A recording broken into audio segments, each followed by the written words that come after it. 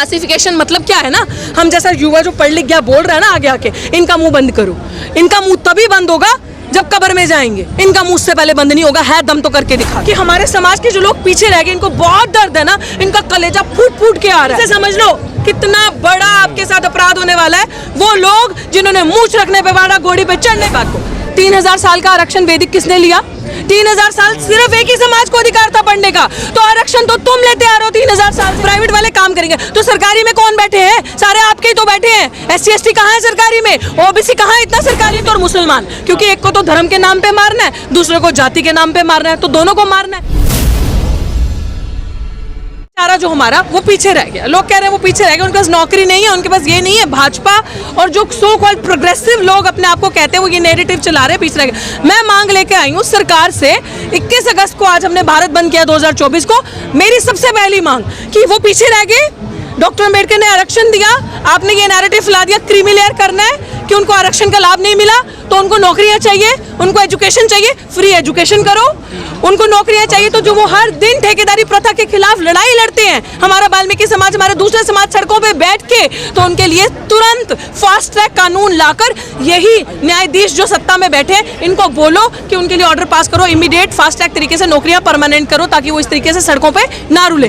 फिर उसके बाद जो NFS करते हो, नौकरियां कौन खाता है हमारी? Not founts. भाई आप और मैं पढ़े लिखे इंटरव्यू देने जाएंगे ना, तो इंटरव्यू के अंदर जो मठाधीश बैठे हैं ना, जो इनके चाटुकार बैठे हैं, वो आपको NFS कर देंगे। NFS समझते हो ना, नॉट फाउंड सूटेबल, कि आपके अंदर क्वालिटी, काबिलियत, औकात नहीं है इस कुर्सी पे बैठ के पढ़ाने की।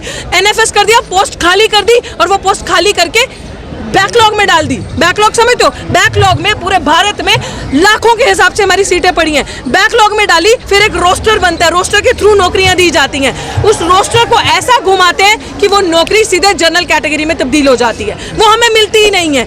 आप हमें बोलते हो इनके अंदर क्रीमी नॉन क्रीमी लेयर करो। मैं आज आपके मुंह पे ये चीज बोलती हूँ, हमारा बैकलॉग जो आपने किया वो दो, सरकारी कर्मचारियों को पक्का करो, और उसके बाद जो आपने ये क्रीमी लेयर किया, मेरी सबसे पहली डिमांड है कि जो क्रीमी लेयर जज कोलेजियम सिस्टम से वहां आकर बैठे हैं ना, पहले आप जिन जजेस के बेंच ने ये निर्णय दिया, आप बताओ किसी जज के पापा बाप जो है वो चीफ जस्टिस है, खुद वो चीफ जस्टिस है, बेटे हाई कोर्ट के जस्टिस, तो पहले आप क्रीमी लेयर छोड़ो ना, पहले आप इस्तीफा दो, बोलो कि मैं बहुत सेटल्ड हो चुका हूं, मेरी जनरेशन वेल सेटल्ड है, जज उसका बेटा जज, उसका बेटा जज, तो पहले मैं ही इस्तीफा देता हूं, पहले मेरे अंदर क्रीमी लेयर खत्म करो, मेरे समाज के जो गरीब है उनका भला करो, जनरल कैटेगरी में भी उनको दो, EWS में भी उनको दो। हम तो फिर भैया 85% बस नाम के ही रह गए। तो मेरी ये सबसे बड़ी मांग रहेगी जो वहां पे कॉलेजियम सिस्टर्स बैठे। फिर जो लेटरल एंट्री से, अभी देखो ये हमारा तापमान टेस्ट करते हैं, 45 सीटें निकाली, अवाम जितनी खड़ी है ना, समझने की जरूरत है, वापस ले लिया। कुछ हमारे समाज के लोग ये उस चीज को लेकर जाने के लिए कि वापस ले लो, इसके ऊपर पैन इंडिया मूवमेंट खड़ा होना चाहिए। मतलब 45 लोग पीछे के दरवाजे से आप लेकर आओगे, जो सिर्फ एक ही समाज को जाएंगी सीटें, बड़े बड़े DM सेक्रेटरी लेवल के लोगों को IAS आप पिछले दरवाजे से लगा दोगे। वैसी सीटें कम है।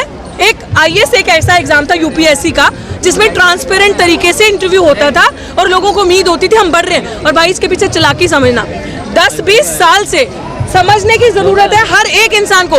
10-20 सालों से अगर आप उठाकर देखो ना, तो बहुत ज्यादा दलित लोग IAS बन नहीं रहे, दलित और मुसलमान टॉप भी कर रहे हैं। अगर आप एग्जाम देखो, दलित और मुसलमान, क्योंकि एक को तो धर्म के नाम पे मारना है, दूसरे को जाति के नाम पे मारना है, तो दोनों को मारना है। तो जब इनको लग रहा है कि ये लोग अब पावर में आएंगे, पोजीशन मेकिंग में आएंगे, डिसीजन देंगे, डिसीजन मेकिंग करेंगे, तो कैसे टारगेट करना है? तो कहीं पे लेटरल एंट्री ले आओ, कहीं पे क्रीमी लेयर ले आओ, मारना हमें ही है। कभी CA/NRC कर लो।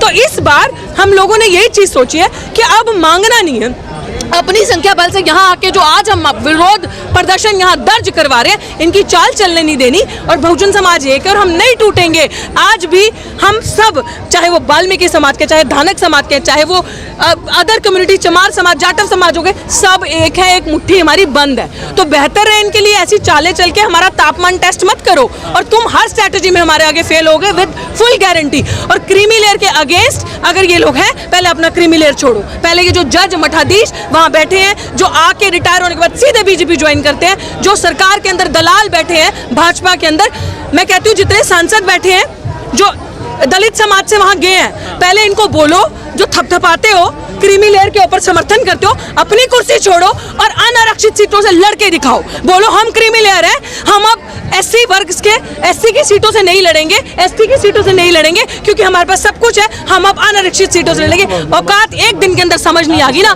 पार्टी थप्पड़ मार के ऐसा निकालेगी ना, भगाएगी, अपने आप समझ में आ जाएगा। तो इसलिए हमें बेवकूफ़ मत बनाओ, हम पढ़ा लिखा वर्ग है, अपने समाज की जिम्मेदारी हमारे कंधों पे है, और जब तक ये कंधे और जब तक सांसें हैं हमेशा जागरूक करेंगे ऐसे ही समाज को। क्रीमी लेयर कहाँ लागू हो रही है? सरकार ने मना तो कर दिया भाई, लागू नहीं हो रही, यही हमने कहा, तापमान टेस्ट करना है आपका। लागू तो कुछ भी नहीं हो रहा उनके हिसाब से, लेकिन सब कर दिया अंदर से लागू। तो ऐसे क्रीमी लेयर आप कह रहे नहीं हो रहा, फिर तो लेटरल एंट्री से ले आता है। ये अगर नहीं बोलते, हम जैसे लोग ट्विटर पर ट्रेंड नहीं करते, बात नहीं करते, तो क्रीमी लेयर लेटरल एंट्री से ला के भी 45 कर दिए होते। 45 में से अगर आप उसमें रिजर्वेशन रोस्टर फॉलो करते तो 13 सीटें जाती ओबीसी की, 6 जाती एससी को, 3 जाती उसमें से एसटी को, तो होता ना फेयर डिस्ट्रीब्यूशन, 21 जाती जनरल को।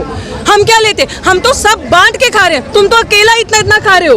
और हमें कहते हैं नॉट फाउंड सूटेबल। हमारे अंदर पोटेंशियल कैपेबिलिटी नजर नहीं आती। अगर आपके अंदर पोटेंशियल है ना, तो मैं आज आपको ये चीज बता दूं, जितने सरकारी कर्मचारी है ना, आज लोग कहते हैं कि प्राइवेट सेक्टर्स में आपको रिजर्वेशन मिलती है, नहीं मिलती ना। कहते हैं नहीं, सरकारी कर्मचारी काम नहीं करते, प्राइवेट कर दो सब चीजों को, प्राइवेट वाले काम करेंगे। तो सरकारी में कौन बैठे हैं? सारे आपके ही तो बैठे हैं। एससी एसटी कहाँ है सरकारी में? ओबीसी कहाँ है इतना सरकारी में? तो इसका मतलब आप ही के लोग काम नहीं कर रहे ना। हम तो मेहनत कश हम काम कर रहे हैं, और हमें अब अपना हक छीनना आता है। 90% निकम्मे है क्या वो? मैंने निकम्मे नहीं कहा, लेकिन उनके अंदर पोटेंशियल नहीं है। सरकार तो कह रही है ना, सरकार कह रही है ना, सरकार कह रही है, मैं मानती हूँ। मैं कह रही हूँ उनके अंदर पोटेंशियल नहीं है, पोटेंशियल हमारे अंदर, टैलेंट हमारे अंदर है। मैं इस चीज को कह रही हूँ, हमारे अंदर टैलेंट है। अगर पोटेंशियल हो, टैलेंट हो, तो आओ ना एग्जाम देके। हमारे आपको आरक्षण पे सवाल है, आओ ना एग्जाम देके, 2 एग्जाम पास करो अपनी मेहनत से। तुम्हें भी तो हमने थोड़ी कहा अभी आरक्षण का सवाल नहीं है। एक सेकंड ध्यान से सुनना इस बात को। 3000 साल का आरक्षण वैदिक किसने लिया? 3000 साल सिर्फ एक ही समाज को अधिकार था पढ़ने का। तो आरक्षण तो तुम लेते आ रहे हो 3000 साल से, अभी वाला आरक्षण भी तो तुम लेते आ रहे हो। तो हमें तो अभी डॉक्टर अंबेडकर ने जब कानून बनाया उसके बाद हमें चीजें मिली। हम तो अभी कुछ सालों से आए हैं, हमारी तो फर्स्ट जनरेशन आई है। मैं बार बार ये बात बोलती हूँ, मेरा दादा चीफ जस्टिस नहीं था, मेरा बाप चीफ जस्टिस नहीं था, मैं जज नहीं हूँ, मैं एक नॉर्मल फर्स्ट जनरेशन अभी यूनिवर्सिटी में पढ़ने आ रही हूँ। तो उनको पूछो ना, जिनके दादा परदादा सब सिस्टम में ऊपर बैठे हैं, तो किसके पास 100% आरक्षण था? उनके पास। और 100% आरक्षण की मांग अब हम करेंगे, पूरा का पूरा आरक्षण हमें। और अगर इनको जस्टिस चाहिए, और ये बहुत हितैषी है हमारे समाज के, तो इनको मैं यही चीज बोलना चाहती हूँ कि हमारे समाज के जो लोग पीछे रह गए, इनको बहुत दर्द है ना, इनका कलेजा फूट फूट के आ रहा है। करनी सेना वाले सपोर्ट कर रहे हैं। यहीं से समझ लो कितना बड़ा आपके साथ अपराध होने वाला है। वो लोग जिन्होंने मूंछ रखने पे मारा, घोड़ी पे चढ़ने पे मारा, गला दबाया, गला घोटा, बहन बेटियों की इज्जत नहीं करी, आपके बच्चों को मारा, शमशान घाट में अर्थी तक जलाने नहीं देते, वो आपके सपोर्ट में आ रहे हैं। तो यहीं से आपको समझ जाना चाहिए कितने हमारे। तो मेरा आप सबको यही कहना है, अभी जितने भी भाजपाइयों संघियों, आपको मेरा यही कहना है कि और जजेस जो संघ अंदर मनु लेकर बैठे हैं, जो मनु का संविधान पढ़ के आते हैं, it's my humble request as a citizen of India कि आप हमारे लिए कुछ करना चाहते हैं ना, हमारा समाज जो पीछे रह गया, प्लीज जितनी पोस्ट अभी आप भर रहे हैं, including the lateral entry as well as collegium system as well as the post in any university of teaching, assistant professor teaching, या फिर वो नॉन टीचिंग की पोस्ट है, आप जनरल कैटेगरी की आने वाले 2 साल कोई पोस्ट नहीं भरोगे, सिर्फ और सिर्फ आने वाले 2 साल आप सिर्फ रिजर्व कैटेगरी को पोस्ट दोगे, सारा बैकलॉग क्लियर करोगे। हमारी किसी चीज की लड़ाई नहीं, हमारी सिर्फ बैकलॉग की अधिकार लड़ाई है। जितनी सीटें आपने हमें नॉट फाउंड सूटेबल किया, अभी आने वाले 2 साल सड़कों पे निकलेंगे, ऑल इंडिया मूवमेंट करेंगे, लड़ेंगे, और कोई भी एक भी इंसान को जनरल कैटेगरी पे परमानेंट नहीं होने देंगे। अब हम अपनी सीटें लेके आएंगे, बताते हैं घर घर से एक एक शेड्यूल ट्राइब का, एक एक हमारे वाल्मीकि भाई को, दानक समाज के भाई को, चमार समाज के बच्चे को पढ़ा के स्कूल भेजना पड़ेगा, लेके जाना पड़ेगा। आओ पढ़ो, तुम्हारी नौकरी दिल्ली विश्वविद्यालय में वेट करिए, आओ पढ़ो जेएनयू में तुम्हारी नौकरी वेट करिए, वो सीट खाली रहेगी, तुम उन सीटों पे पढ़ाओगे नहीं, तुम उन सीटों का कब्जा नहीं करोगे। This is our right. और 85% अब तुम्हें बताएगा, 15% क्या, अब तो 15 भी नहीं रहे हैं अकॉर्डिंग टू बिहार सेंसस। तो अब तुम्हें हम बताएंगे 92.5% तुम्हें कैसे दिखाता है देश किसका है, मूलभूत चीजें किसकी हैं, हमारी हैं। और हम जैसे सुनो, क्लासिफिकेशन मतलब क्या है ना, हम जैसा युवा जो पढ़ लिख गया बोल रहा है ना आगे आके, इनका मुंह बंद करो। इनका मुंह तभी बंद होगा जब कब्र में जाएंगे, इनका मुंह से पहले बंद नहीं होगा। है दम तो करके दिखा दो। लेकिन बिहार में आंदोलनकारियों पे लाठीचार्ज हुआ है, उसको कैसे देख रहे हैं? Very shameful. उन्होंने जो किया वो, उसमें भी आई एम श्योर अंदर कोई मनुवादी बैठा होगा अफसर, जिससे बर्दाश्त नहीं हो रहा होगा कि दलित इतना जागरूक हो गए। दलित कभी भी कोई इंसान शोषित वर्ग का, SC ST OBC ये कभी भी इंडिसिप्लिन क्रिएट नहीं कर सकते, असंवैधानिक तरीके से काम नहीं कर सकते, कभी किसी के साथ जोर जबरदस्ती नहीं कर सकते, ये कभी भी मर्यादा के बाहर नहीं जाएंगे। They will always maintain piece. मेरा धरना 6 महीने से ऊपर चला, किसी ने भी 1% उग्र माहौल नहीं दिखाया, जबकि पुलिस ने 10-10 बार डिटेन किया। अंत में धरना इसलिए उठाना पड़ा क्योंकि 140 धारा वहां लगा दी और 9 FIR मेरे पे की और मेरे साथियों पे करी, और इस तरीके से हमें परेशान किया।